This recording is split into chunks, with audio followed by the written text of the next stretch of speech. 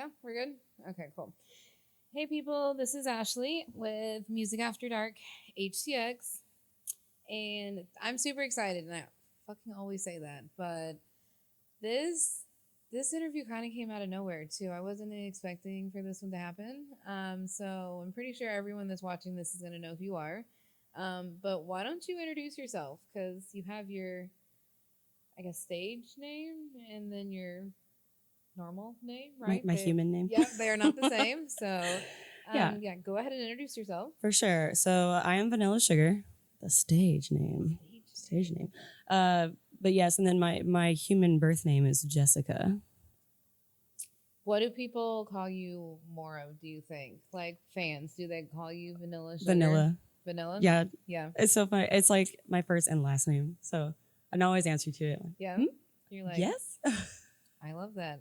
So you are not from Houston, Well, or are you? born here. Okay. And then I moved to Los Angeles for a million years. Okay. And then You started music there, though. well, I started playing here, and then I started talking to like a manager, moved out there, started working with him on stuff, and then just been building it from there. How long did you live in California? Oh, I lived in Los Angeles probably about 7 years. Okay. Yes, and then Vanilla Sugar, that whole thing, the first album came out, in 2020 because we had no idea what was going to happen in 2020. But So were you living in California during COVID and all Yes. that fun stuff? Yeah, it was wild. Did that help create the album because you were kind of like being quarantined and stuff? Did that have anything to do with it or no? Well, it takes sometimes. Well, it depends on who you are, I guess. But for me, it takes a while for like an album to really come together. So we started working on it in 2018, Okay. like towards the end, and then 2019 got everything all pretty ready to go, packaged up, albums printed, blah blah blah, and then 2020 was the release date, and we were like, oh, we're gonna do this whole tour. It's gonna be great, and we started touring actually January. I had a kickoff show at Scout Bar. That's hometown, Okay. and we were supposed to go all the way through April. Got to about the end of February, and then all the bands that were going to be on the bills started getting COVID, and that's when they were like, okay, we're gonna shut the world down for a little bit. So were you still living technically in California, but you were touring here? Mm-hmm. That's how I feel like I kind of like a nomad in a way, because I'm either living there or I'm living in a van. How long have you been back here, living here? So I've been here for a few months, and then but I leave a lot. Like I'm leaving Because you in go a on week and a tours half. and stuff. Yes, yeah. You actually see you're somebody that is actually, you've left the country. Yeah. Oh, which yeah. is cool. I don't think So cool. I don't know if anybody else yet on my podcast has left the country. So what's that look like? Oh my gosh. Because So you have a tour coming up, right? I think I looked at your website. Don't you have? well, I have some gigs coming up. Yeah, I'm Okay. doing some shows. I don't know when this is gonna air, but like September. I'm gonna fit you in. Okay. I'm gonna squeeze. You're gonna Hey, be thanks. like a bonus 1 week, Woohoo. so this can air before your October the 5th show at Awesome. Winters. So- Awesome. Yeah. So I have some shows later this month. I'm opening for an artist called Dorian Electro, who I love, and so I'm very excited about these shows. And that'll be like Louisville, Nashville, that area. And then coming back here for the show October 5th that we'll both be I'm at, super which would be excited. awesome, Yes, that's gonna at be fun. Winters. But as far as touring like Europe and stuff like that, I am planning to go back, but probably wouldn't be till next year because it takes time to. It's first of all, October, November, December are very cold out there, and I've toured there in that time frame, and it was fun. But I'm like a chihuahua. I'm always shaking when I'm so If freezing. she could pick a season, it would not be during winter time. It'd be like spring or summer. But it was really sick, honestly. Europe was really cool. UK was very cool. I played Germany. I played France. I went to Paris. It was amazing. And these things I never thought that I'd ever do, I get all emotional because it's really cool. But but music took me there, super sick and super grateful for those opportunities because I've never been out of the country before until I had to go on tour. I was like, well, I'm getting a passport to go play music in other countries. It's so sick. So you have a manager. Did you get a manager like super early on? And is that the person that gets got you on these tours to get out of the country? So it's kind of like a combination effort, and Okay.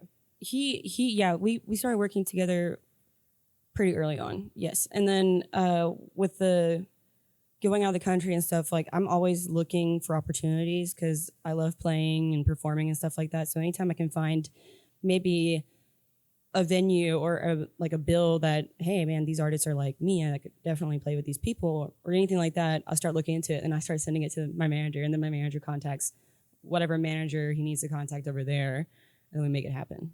That's so cool. It was so awesome. Like you should always, if you have never been, you should give it a try to go outside of America, like just see what it's like. It's very different. So, because I ask that question sometimes, like, could bands, could you go on tour? And some, yes, they can. Some maybe just like weekends. Some don't want to. Like, they're totally cool just playing here locally. Did you always kind of know that you wanted to be traveling and like basically be a rock star, right? Did you? Yes, like that has always honestly been the goal for me, like to be able to play my music and for people to appreciate it and everywhere, right? And I think it's just a very cool moment to see that really happen. Don't cry. I'm a Pisces. But I always wanted that, yes. And then like when the most cool moment that ever happened was when we were in London and it was a sold out show at this place called The Garage, and it's like a lot of people.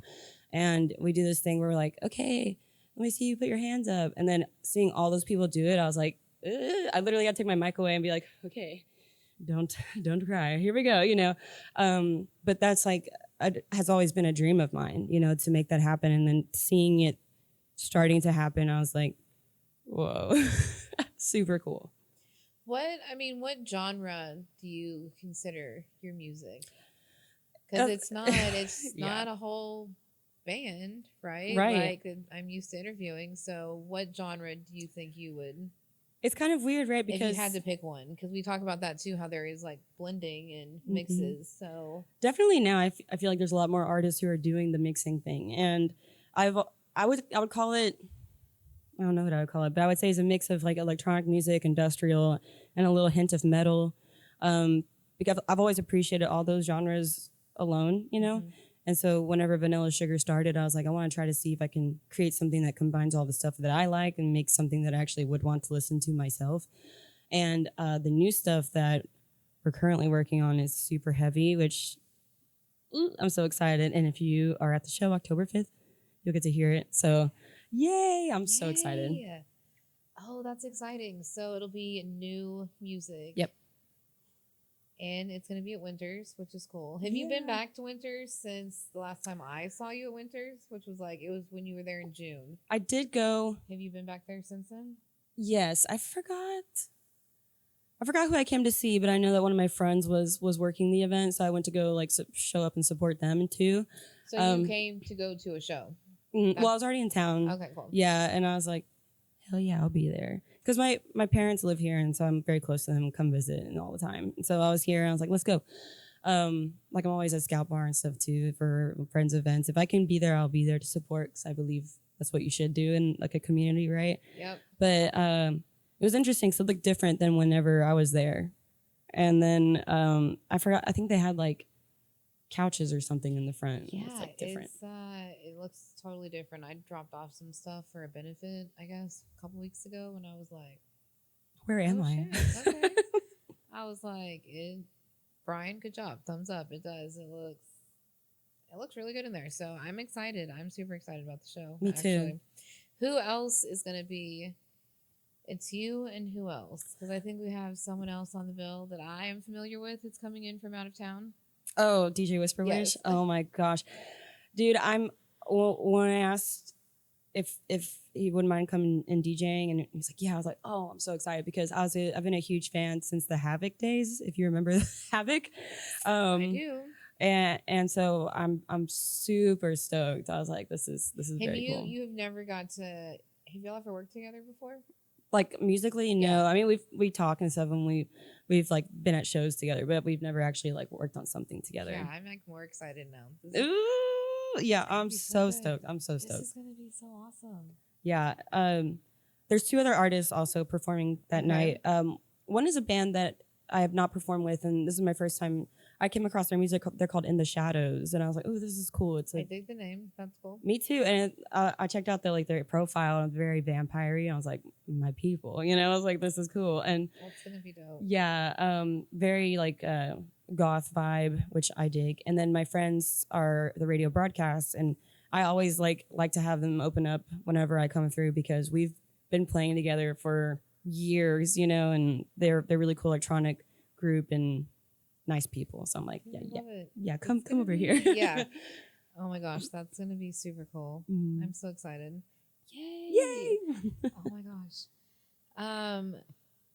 Okay, so let's do advice for newcomers. Ooh.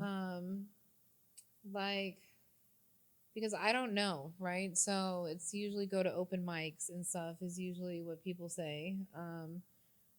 What advice is it the same if you're into like electronic music? I'm gonna sound like such an idiot during this podcast. No, you don't. No, you're not. You're fine. So I would say, so I grew up really playing metal, right? Okay. And that was like my scene. And then I started like, I don't know, I started getting into electronic stuff and then I was like, I'm gonna buy a synthesizer. And so I just did it and started just doing stuff on my own by myself in my room, blah, blah, blah, you know, on the computer. And then when I started jamming with people, I was like, just invited like one of my guitar player friends over. I'm like, I'm gonna give you this synthesizer. I'm gonna show you some stuff and then let's just, you know, try it. Right. Yeah, and that's how that kind of started with like vibing out with that kind of stuff. But for any newcomers, I think a good thing to do is to go to local shows and you'll meet other musicians there all the time. And that's a great way to get started. Also, not accepting no for an answer is very important because I feel like a lot of people get told no and they're just like, okay, you know, but if someone tells you no, then that just means, okay, I'm going to try harder, you know, and find different that just ways. Means call them from another phone number. Yeah, star 69 or whatever that is. But yeah, honestly, I think that just staying strong to what you want to happen and what you want to do is the best way to go about it. Keeping that energy will bring like-minded people to you, you know, because they'll see you working hard and they're like, well, I'm work hard too. Let me go work hard with them, kind of thing. But yeah, Dude, I love that. That's actually so. Just don't take no. Just don't take no. I've been told no a million times, and it annoys me. And I'm like, okay, well, I don't care. I was gonna figure out another way to do it, and then you find a way to do it, and then it works, and you're like, see, I'm glad I didn't give up on that, you know. So yeah, definitely don't take no for an answer. Always stick true to yourself, and then playing shows is super important. I think trying to get out there, get your name out there, be playing all the time, right? Not the same area all the time, but you know, Houston, for example, do you is think big. that's an issue? That sometimes it's like oversaturated, maybe Yes. on the weekends and stuff. I think that if you're trying to build a name for yourself, if you're a brand new band, it's easier to get people out because they love you and they want to support you. You're brand new. But once you start building a fan base, if you keep playing the same, like let's say you play Scout Bar every weekend, then people are going to be like, well, I can catch them next weekend. And they don't come to your show because they'll see you next time. You know, I've heard that. Other people have actually said that. So, yeah. But Houston's huge. So you could play like South Side one weekend, go up to the North Side the next weekend. You'll have a whole different crowd of people because most likely they're not going to drive an hour to go see you over there when they can catch you over here. Okay, you know, I always talk about that because I'm like, oh, there's this great divide. It seems like, right? Because to me, it seems like there are people that just play down at Scout Bar. Yes. And then there's people that just play on the North Side, and you never. Mm-hmm. Like, it just there's like so many bands, and I'm like, where? It's weird. Like, where yeah. are they playing at? And it's places on the North Side. That's the one thing I always like made sure I wasn't stuck in a hole like that. Like I've been in bands, different bands, and we always play shows there, over here, on that side of Houston, on that side. You know, keep it. You need to get yourselves in those different scenes because well, and especially because places are closing, right? Oh, that's so sad. Acadia yes, closed. I heard don't know. about that. Okay. Concert Pub, right? Was that the other one? Is that what it's? Concert Pub closed. Concert Pub closed. I didn't know that. That's very sad. So Acadia, I found out recently too. I was like, dang, dude. Dude, it sucks. So would that maybe be? I guess that would be good advice to give other bands maybe is try maybe reaching like branching out. Do you know what I mean? If you're only sure. playing in the north side, like Go down south, yeah. come down south or Vice versa. Yeah. I live on the east side and I'm always down at Scout though, because that's where I do all my markets at. So I get it. It's a long drive. I get it. It is, but it's worth it. It's worth it. Is there any place locally that you haven't played that you want to play? Like, do you have dream venues? What are those? Rise Rooftop is one of them. Well, now it's Warehouse Live, but yeah, it's so confusing. Yeah, right? I played Warehouse Live before it closed, right? Okay. And that was fun. I love that venue. And now they moved over to Rise Rooftop, which is a rooftop venue, and it's pretty awesome. Like the sound there is great. The stage is super high, which I love tall stages. And the lights are awesome there too. I bring a light show, but like when house lights are also sick. So Rise Rooftop would definitely be one of them that I would like to play at. I was gonna say I'd like to play House of Blues too. I got to play House of Blues one time with one of my old bands, which was oh my god, it was awesome. That's the main stage, I was like, and the coolest thing about that is as I was walking out on stage being in Badass, I rolled my ankle. I fell down. I was like, okay, great, I'm fine. Oh. But that was so funny. Someone has footage of that probably. Oh, I hope not. I can reenact it for you. No, oh my god. Oh. It was funny. I was laughing as I was falling. I was like, oh my god, I'm so dumb. That's some fucking shit I would do, seriously. Like, I'm very clumsy in life, so God, you know, shit I would do. like I hit my head sitting down here. So, I love it. I hit it all the time too when I'm here, and I'm here so much more than you. Think I'd be used to it at this point. Oh my gosh! So House of Blues and Rise, whatever it is. yeah, Rise whatever Rooftop, Yeah. Warehouse Rise. Anywhere else? Is that it? You know, if we're shooting for like the big stars, Yeah, like Toyota dream Center list would of, be like- so dope. You know, I mean, that would be dope. that would be so cool. Even if I was like I think opening you're up the for first person someone. that's actually said that. For I real? think the biggest would probably be like White Oak. I think. Oh, I played White Oak. Played White Oak is White Oak. awesome. Yeah. But I think like big venue, Toyota Center, also 713 would be sick. That's that newer venue that was It the old is. post office. Yeah, it's right there next door to the post Mhm. downtown. And so I was like, ooh, I've seen A shows lot there. of It people. looks sick. There's been a lot of people that have played there. Mhm. I've seen some good shows there. Yeah, I forgot. I saw Incubus there. It was really good. Blue And October. I saw Blue October there. Yeah. Good show. so sign me up. I want to go play there. Yeah. Is it? So is it? Do you at some point when you're maybe go from just dealing with like local venues to dealing with like bigger venues that maybe like Ticketmaster and such is involved in? Is that like a stage where you really should probably have a manager and someone helping you? Like, are contracts involved? Well, Big contracts involved, like the bigger venues. yes. And the crazy thing is like right now, this blows my mind a little bit. One of my shows is on Ticketmaster. You can only buy tickets on there. I'm like, that's so weird. But like, you know, it's awesome, but it's new for me. So it's like strange new world for me. But what happened with those venues is that we all talked about it, came up with a contract, like you were saying, and then make that happen. But it's good to have a manager there because sometimes me, myself, and I'm sure other musicians, as an artist, you're kind of like very eager and very like, yeah, whatever, just let me sign. Because you just want to play. Right? Yeah, but the manager is like, oh, hold on, let's talk about logistics and all that stuff, you know, and then they figure that out, and you're just like, okay, I'll just show up and play. I'll do what I want to do. I mean, that does seem like it would be a lot easier. Yeah, and then not having to think too much about the fine line stuff, you know.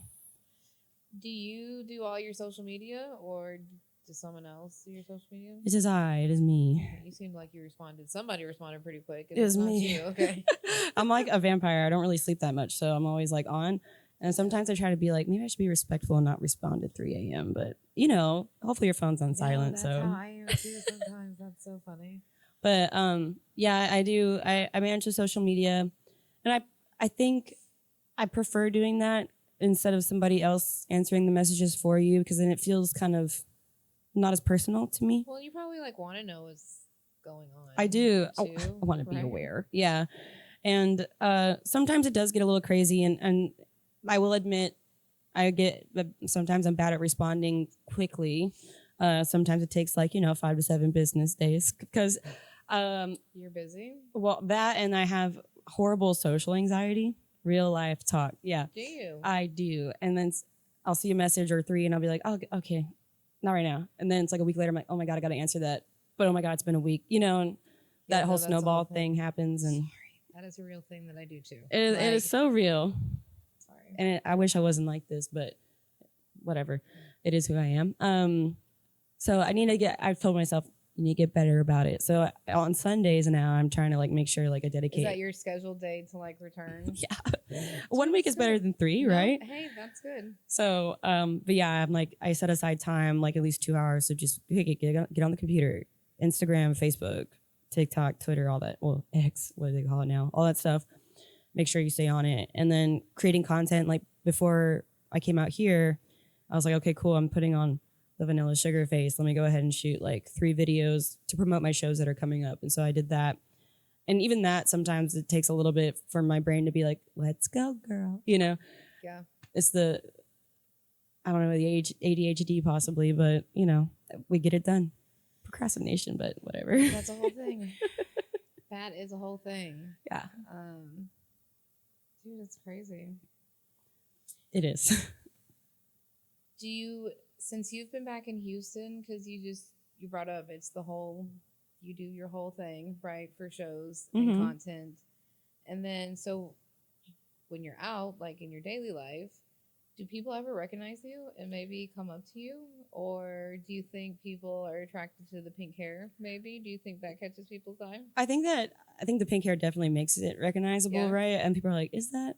So I remember like us, like, dude, that's at Scout Bar. That was so funny. Oh my gosh. Sorry.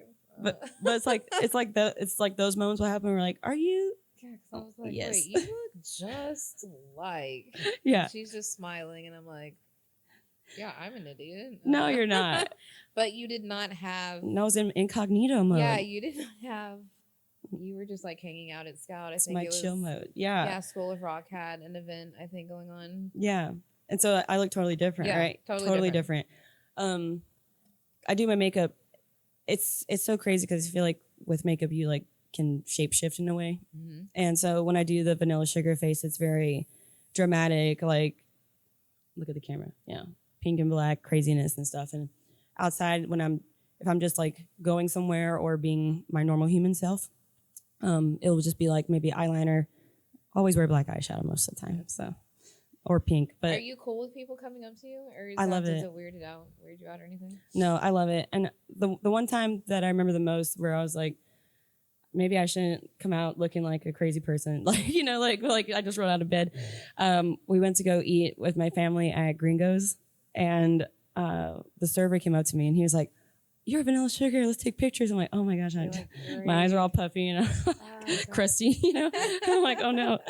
And so now I always make sure to like at least put on some eyeliner, so just in case, you never know what might happen. I'm like, okay, I'm somewhat presentable, I guess. But I love that though. I think it's really cool because it's like, it's nice for people to like appreciate your music, and so much so they're like, "Hey," yeah, that they recognize you. Yeah, or even want to say hi in public, because I know like if I saw someone that I recognize, I'd probably be a little nervous, like. I'm not going to bother them. You know what I mean? Right. But like, I think it's so cool when people are comfortable enough to just come up to me and have a chat. Like, I love that. Dude, is there anyone that you're like that with? Like, are there other bands and like musicians that you're like, yeah, my little fangirl self. Yeah. You don't have to say them. I'm just wondering if that happens. Like, I'm totally open, so I don't mind. I'll say whatever. But yes, especially like when I was living in LA, dude, you see so many people. Like, okay, I lived in the smaller suburb right outside of LA, and Jack Black was walking around, and I was like, oh my gosh, Jack Black. Excuse me, sir. He is so nice. He's so nice, actually. He was very kind to me. Is he cool? Yeah, he's actually really cool. And then there's some artists too that you meet and they're like not so cool, and you're like, I'm sorry. But most of the time, the people that I have talked to have been like really, really nice and chill people. But for me, if I remember we went to a Korn show a long time. I love Korn. It's one of my favorite bands. We went to see Korn and they played in Beaumont. This was a long time ago. I was a lot younger. And my dad and I went and we just saw them walking around Beaumont. small Beaumont. And I was like, Dad, I'm going to go say hi. He's like, go do it. And I did. I was so nervous. But Jonathan Davis is very cool. He's very nice. Monkey had all of those people are just really kind people. And I wish everyone was like that because I feel like that's how you should treat your fans is with kindness. And because without them, where would you be really? Nowhere. Yeah. So, yeah, I definitely fangirl whenever I see a band that I like and they're just being humans. I'm like, oh, I'm gonna talk to them right now. Yeah. Because you guys are just normal people too, right? Deep down. I mean, yeah. I mean, yeah. Well, because I'm not a musician, right? I'm just a fan. So, but I think sometimes we forget too that you guys are just normal people. Most of you guys have day jobs and stuff. Let's talk about your day job for a minute. Sure. Because I think it's so freaking cool. Wee. And the School of Rock obviously was brought up on the podcast with Garbage Girlfriend. Yeah. Because I was like, wait, I've driven by that place, but wait, what is this place? What is this world? And then I went to, they were having a show at Scout, and that's where I bumped into you. So, what is School of Rock? Tell me about it. So, yes, when I'm not on tour and when I'm not like in the studio, I have the wonderful opportunity to be the music director over there. And it's amazing because it really gives kids a chance to see what their potential could be, And I was always telling my parents, like, man, if this was around when I was a little kid, maybe it'd be different. You know what I mean? Like be playing out a lot earlier and not having to book all these shows, like not knowing what I'm doing at 12 or 13 years old, right? But yeah, it gives these kids the tools to become successful musicians, and they get to go on tour. They get to play these awesome shows. They get to travel. Like we've been to, I don't know, we just did this like we went to Georgia, Nashville, all these places in July, and then they've gotten these wonderful opportunities to play like House of Blues and stuff like that. And it's like you don't get to do that if you're not there, Right. at 12 years old or 10 or 9, But yeah, it's really cool because they get to learn whatever instrument they want to learn, play these shows that get set up for them, and we make sure their sound's taken care of, all their gear. I just think it's a really awesome program. It's like a different option if you don't want to maybe be in like ballet or Yeah, cheer or definitely. Also, soccer or whatever. And that's so true because you still have the team building aspect of it, but it's with music instead of sports, right? And there's a lot of kids who don't want to play sports or who are just not into that, and then you find yourself kind of lost because, well, what am I going to do? Right. Well, now, come join a band, dude. Come play. Which is I really think it's cool. And honestly, I kept forgetting how young Garbage Girlfriend. How old are they? Like, they're all young. They're like 14, 15. Kids, One of them yeah. 17. She's Awesome. she's in her senior year of high school. Like, you forget that they're that young because some of them have been there since they were like 6 and 7 years old. Mm-hmm. And it's like, it teaches you, I think, more than just learning an instrument. Do you know what I mean? Like, they're so just like well-spoken and very professional for that age. Yeah, for 14 years old. And I think it's neat because you guys do help book, right? Mm-hmm. Book venues. Yeah. Oh, yeah. That's an issue that they kind of have, right? They have a hard time because no one wants to listen to you when you're 14. Booking venues because of their age. Yeah. Even though they're really good. Mm-hmm. So I hate that too. They're having a hard time. Because I have Sons of Honey is also, and they're 20, 21 years old. They're young and they're having issues booking venues because of age. Yeah. Because of their age. So it's sad, but that's frustrating. Yeah, because some of these kids are so talented and their bands are so good, but you just need someone to give you a chance, and sometimes some of the venue people are really cool about it, but then there's some they're just like, email me when you're like, 32. Have you ever had a hard time booking a place like by yourself without the help of a manager?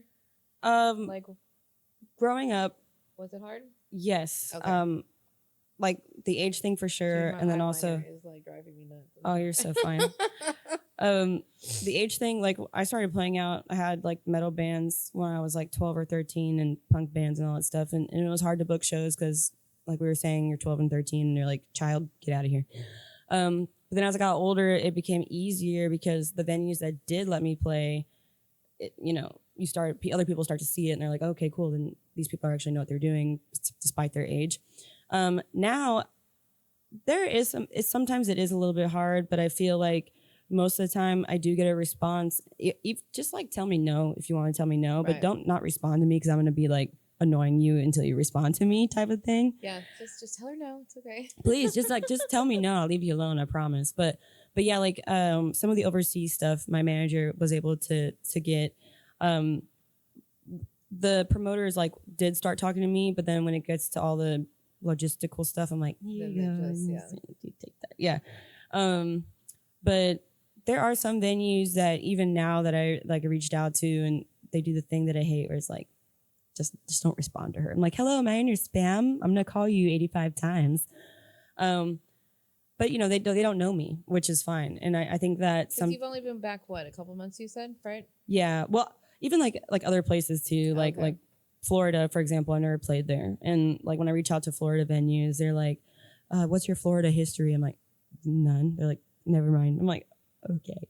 You know, but I think the more that you play in that area, eventually a venue is going to be like, yeah, come on through. And then that's how you start building that. That's interesting that a venue would tell you no because of we have social media now, right? You would think that you wouldn't necessarily have to live in a place right to have a following in said place. Yeah. Right? Because it's not like only people from Texas, like, you know what I mean? Yeah. And California. Because you can like follow you. You can look on Spotify yeah. and Apple Music. And, well, what's really cool about Spotify and Apple Music, side note, is that there's artist profiles and you can look and see where people are listening to your music. And it's like interesting to see like, oh, someone's listening to me in Slovakia. Like, interesting. Like I've never been there, but you know, there's people there that know you and stuff like that. So I think you just gave me a wonderful idea actually that I might utilize. Like maybe I can pull that up and be like, seriously, here you go, it's a screenshot, like, my Florida listeners. Like that's actually a great idea. Here's my demographics and it's very smart. Whatever the hell.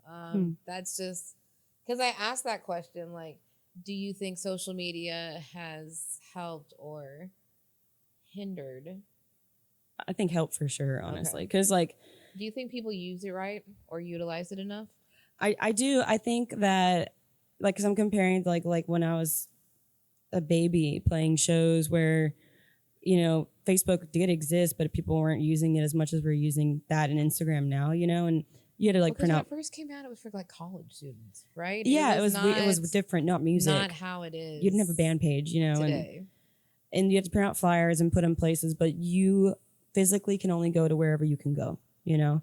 And social media, like I can, for example, like those content videos I shot for different cities, I'm not there right now, but I'm going to put a promotion on one of those videos for people in that city to see that video, right? Whereas if I wanted to do that without social media, I'd have to go fly out there and put flyers and then fly back or find people who could do it for me, you know, and it's a lot of work, but I think that social media is great because like these bands that I booked for the show at Winners or, you know, in the Shadows, I would have never met them or known their music if it weren't for social media. Okay, cool. You know, like I never met these people.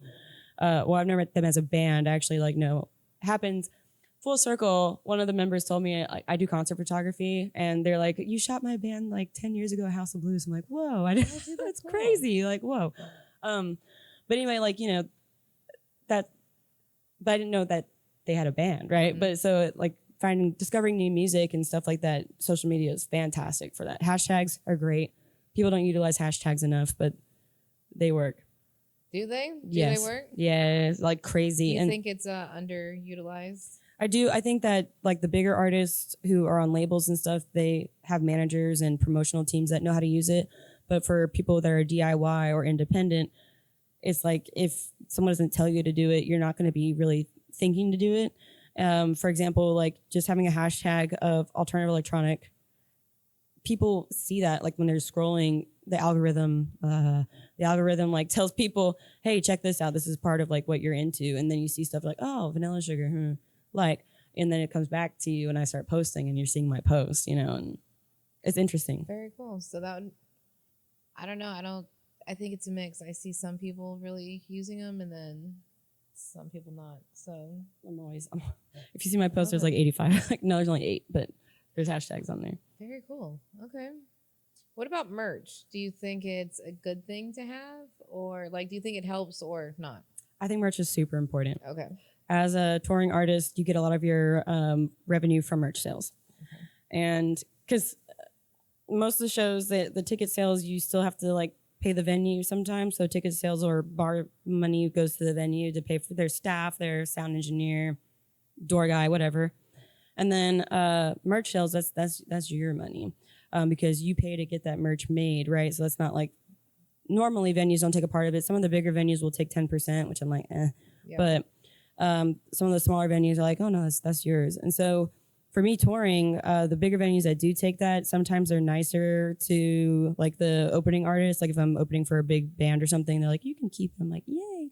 But that is what really keeps me on the road when I am touring is like people buying shirts, CDs, hats, whatever I have. That money goes back into gas, to food, to lodging, and all that stuff. So I think any band needs to have merch because that's going to make you like your revenue that you need to stay. Awesome. Yeah. I love it. Well, because there's no right or wrong answer. Just some people think it's, yeah, you definitely should. And some people are like, Meh. I mean, you don't have to have it right. But I think that in order to maybe start making money. Right? Yeah. That's maybe the quickest way to mm-hmm. probably start making some money would be to invest in at least t-shirts, maybe. Yes, definitely. T-shirts, koozies, whatever. You can put a tip jar on stage too if you want.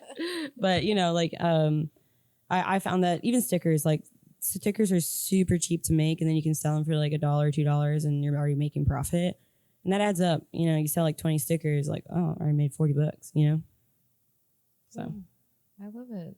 I love this so much.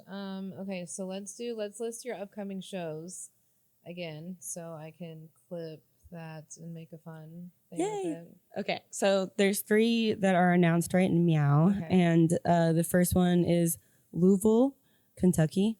They taught me how to say it correctly because I used to say Louisville, and they're like, "Nah, girl." That's probably how I was. Louisville. Okay. So Louisville. At this venue called Headliners. I'm opening for Dorian Electra, and then the next day, and that's September 24th. Okay. The next day, September 25th, we're going to Nashville, playing at this place called the Basement East. Awesome venue. I love that venue. Opening for Dorian Electra. And then I have a few days off to come back down here to Houston. And then October 5th is the show at Winters, which is my headlining show, which I'm super stoked. I'm so excited mostly to have like, the show is completely different from the last one. There are going to be things that are different on stage. I'm going to be playing guitar. I have different light show completely and all new songs. Maybe 1 or 2 oldies, but like, you know, like mostly new songs. And I can't wait to have people hear them because they're not out yet. They've been recorded, but they're not like out. This is like, this is like the first fresh time. meat. Yeah. Dude, this is awesome. Yeah. So I'm really excited for that and excited to see all my H-Town people. So I love it. I'm so excited. yeah, me too. Thanks for being there, by the way. Dude, I'm very excited. I'm so happy that you asked me. She was like, do you want to vent? And I'm like, duh. Yay. Yes, of course I want to vent. What? I'm actually going to have some candles done. I have a pink that almost matches your hair. Oh my gosh, I'm going to buy one from you. I'm going to do some of them in that pink color. Yay. So, yeah, I'm excited. It should be fun. Do you want to do any shout outs to anybody? I guess actually I'd like to shout out to anyone who is listening. Thank you for tuning in for sure. And shout out to you for having me. Dude, I'm excited. I get so excited when people want to do this and like want to actually sit down with me. No, this is super cool. I get to nerd out. So yeah, no, this is very exciting. And I haven't done anything like this in a while. So this is nice to do this and chat, you know? It's fun because it's really like getting to know, yeah, you know, whoever is on the other microphone in bands and really just giving people a way, honestly, for y'all just to promote yourselves. That's always good. You know what I mean? Like it really, and I say this to everybody, it is what you guys make it. Do you know what I mean? Mm-hmm. The more you share your episode, like the more it'll float around and be out there. Oh yeah, yeah. So Garbage Girlfriends, they're young, they're into technology, they're posting it everywhere. They're leading in views right now. See, that's great. That's awesome. Old, so I don't know. Yeah. It is what you do with it. On I will be social sharing media. it. I will be sharing it. So yeah, Yeah. I'm just excited that you wanted to do it, and it happened quick. So That's cool. I was I'm like, okay, yeah. actually, what I'm gonna do with you is I'm gonna slide you in on a week with somebody else Cool. before the October the 5th show, Thank you so much. because I'm so kind of how everything's kind of backed up right now. I'm probably the week that I do Shasti. Like I'll do them on a Tuesday and have you be like a fun bonus episode that comes out on like Friday. Sweet. Yeah, I'll share it like cray. That way you still have like 2 weekends before Perfect. the show. Yeah. So I'm so stoked. I'm so excited.